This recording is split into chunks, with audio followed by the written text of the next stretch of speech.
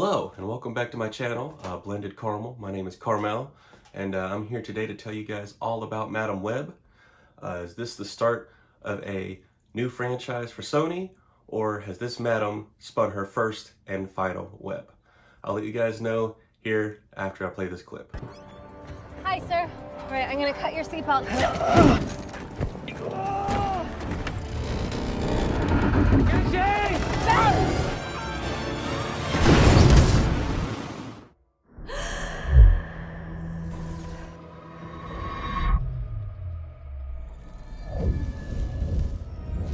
Place at the same time.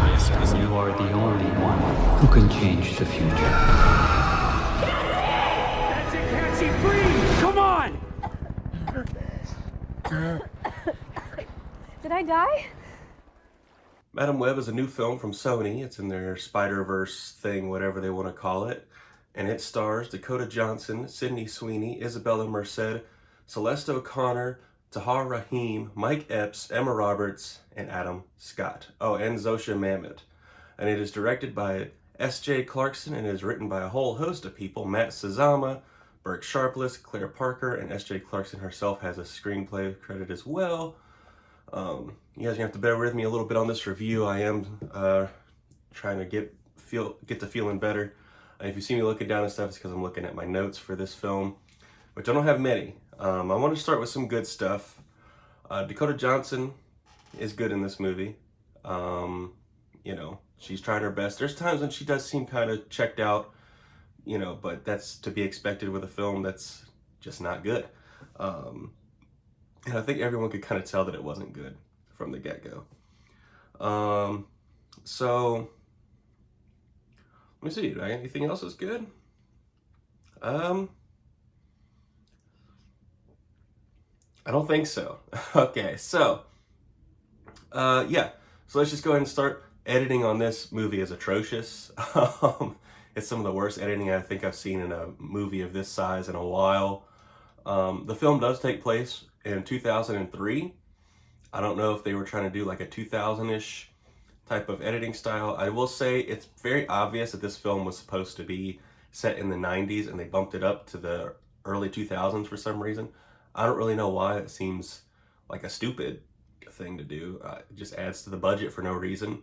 Let's see.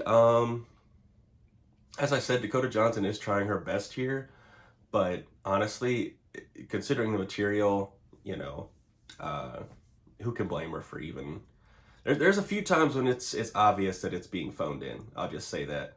And she's not giving it her all, but I can't really blame her. I will say she has talked about how this film has had like massive rewrites on it, that she couldn't even tell you all the stuff that's been changed.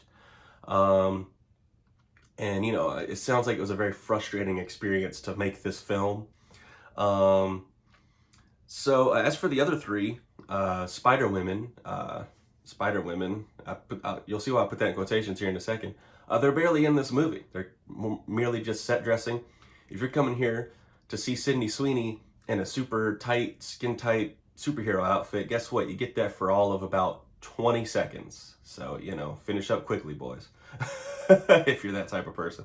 This movie also feels like it was like far different at some point. As I said, Adam Scott and Emma Roberts are in this film. Adam Scott plays Uncle Ben, and Emma Roberts plays Mary Parker, who is Peter Parker's mother. And all Emma Roberts has to do in this film is be pregnant and barefoot. They even do this stupid thing in the film where they attempt to, you know, oh, let's guess the baby's name. And they play this game. And you know what's hilarious? We know what the baby's name is. It's Peter Parker. But they never come out and say, like, hey, she's going to give birth to Peter Parker. So, you know, if you're someone coming in here and you don't know anything about Spider-Man at all, which I can't imagine at this point in the world, but like I said, you're going to be like, okay, what was that baby thing about? Who the hell cares?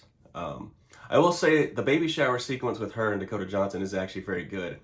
Dakota Johnson does get to be very comedic in that scene and really play to her strengths as an actress. I mean, she says something that like puts her in a hole and she tries to, you know, get out of the hole, but everything she says just piles onto that. And, you know, she just keeps digging deeper and deeper. And it is something I did appreciate to see in this film, considering the rest of it is so bad. And let's see. Oh yeah, there's stuff that goes on in Peru in this film. All of that is terrible and really doesn't make much sense. Um, the biggest flaw with this film is that it's boring. It's almost 2 hours long. It's an hour and 57 minutes, so it might as well be 2 hours long. There's no mid-credits or after-credits scene. As soon as those credits roll, get out of there, okay?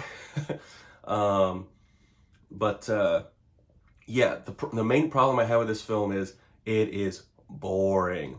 I mean, nothing's going on, if any interest in this movie at all. The villain is atrocious. As I said, the supporting characters aren't even really characters. They're just kind of there as set dressing.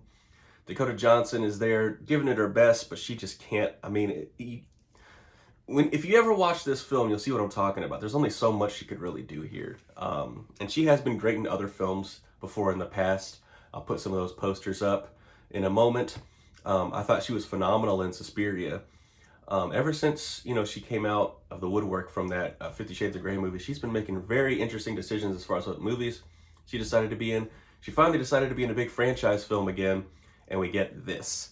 So stop doing this to actresses, Hollywood, please, I beg of you. And actors. Just stop wasting their time on movies like this. The movie's very lifeless. There's practically zero style. I don't know if S.J. Clarkson could have added a style to this film, given how chaotic it seemed to be while they were shooting this.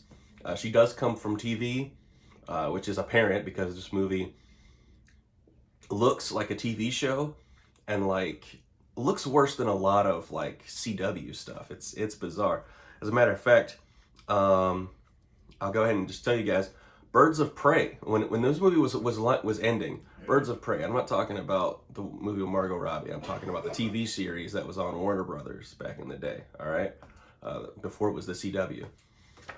Looks better than this show, than this movie, which is just baffled me. And it's very Birds of Prey-like. If you've ever watched that show, you'll know exactly what I'm talking about at the very end. As far as the ending goes, there's a big action set piece that's completely incomprehensible. The way it's edited is you don't know what's going on in the space. You have no idea. It feels like a whole scene is missing actually right before that kicks off. Almost like they had some kind of plan that they discussed with each other beforehand. And then, but instead the movie just goes straight into the action. You're like, I don't even know what's going on here. And the way the villain is disposed of is so blood. And the villain was already terrible anyway. And I feel bad for Tahar Rahim because I've seen him in stuff where he's been great. Once again, this is a movie just chock full of very talented people who have done way better before, and just, they're just lost like a babe in the woods in this film. It's very sad and depressing to watch. And honestly, my final note here is please stop making these films. And when I say that, honestly, I'm at a point now where I'm kind of done with superhero movies. I saw the Deadpool 3 trailer and it didn't even excite me. The X-Men 98 or 97 trailer dropped today. Didn't really get excited by it. I don't like the animation style that they decided to go with on that. I'm just kind of done. I'm over it. I think the only thing I'm looking forward to is maybe Matt Reeves' Batman film, or maybe James Gunn's Superman movie, which Isabella Merced is going to be in as Hawk Girl. Hopefully she has way better material to work with in this film. But look, I'm wearing a Guardians of the Galaxy shirt. I love this stuff, but I'm just kind of over it at this point. We need a break. There's too many of this stuff. This year we got Craven and Joker too. What's funny? I was thinking to myself, I'm a big Lady Gaga fan. If I heard that Lady Gaga was playing Harley Quinn, even just 5 years ago, I'd be leaping with joy and excitement. And now I just kind of muster I guess we'll see if it turns out good. At least it's a musical. I'm a big theater nerd. So, that'll be something for me to get excited about, a little different for a change. But I don't know, man, I'm just kind of over this stuff. And I never thought I'd say that before in my life. So anyway, I hope you enjoyed the video. Like I said, I'm recovering from an illness, and also I have some personal things going on with some family members and stuff, just health issues overall. So I'm trying to work on stuff, but I got a lot of things going on in the background that, we'll just see how it goes. I do want to review, I saw a great film at the Bell Court called Sometimes I Think About Dying. The director and the editor were there for a Q&A, and it was very cool. That stars Daisy Ridley. I'm going to plan on directing that. Also, I'm hoping, it just depends on how things go with me being sick as well as other things. I'm hoping to start doing classic movie reviews on Mondays. It's not going to be every single Monday because I can't guarantee that I'm going to watch a classic movie every single like weekend or week or whatever. But I definitely want to get some classic movie Mondays going. And I have a review in the cooker for that newish Silent Hill game that came out, Silent Hill: The Short Message. And I want to talk about Silent Hill broader as a franchise overall because it's a franchise that I grew up with. It's very near and dear to my heart. So that video is coming at some point. Yeah, I want to get these videos out quicker, but like I said, I got sick, and also I have some personal things just kind of keeping me from really focusing on this the way that I would like. But hopefully all that gets sorted out very soon, and hopefully I feel better soon. But if you want more from me, hit that like button, hit that subscribe button. Watch some other videos I have on this channel. You can also head over to my other YouTube channel, Dastardly VODs, where I just post all my Twitch VODs. And you can watch me on Twitch over on twitch.tv/dastardlybatman. I'll leave links to Twitch and my other YouTube and everything else, all my socials and everything in the description down below. Follow me on Letterboxd. Maybe I'll put images up here as well while I'm saying this stuff. But yeah, guys, if you saw Madam Web, let me know what you think. I genuinely did not like it at all. I'm going to give this film... Oh, I forgot to rate it, actually. You can tell I'm sick. I'm going to give this film 1 star out of 5, and it really only gets that because of Dakota Johnson. I decided to go with 1 star instead of half a star because I did find a few moments in there to enjoy, but overall, yeah, I didn't really like this one at all. So, yeah, guys, if you've seen Madam Web or, you know, whatever, let me know what you think of the film down below in the comments, and y'all have a good day, and until next time.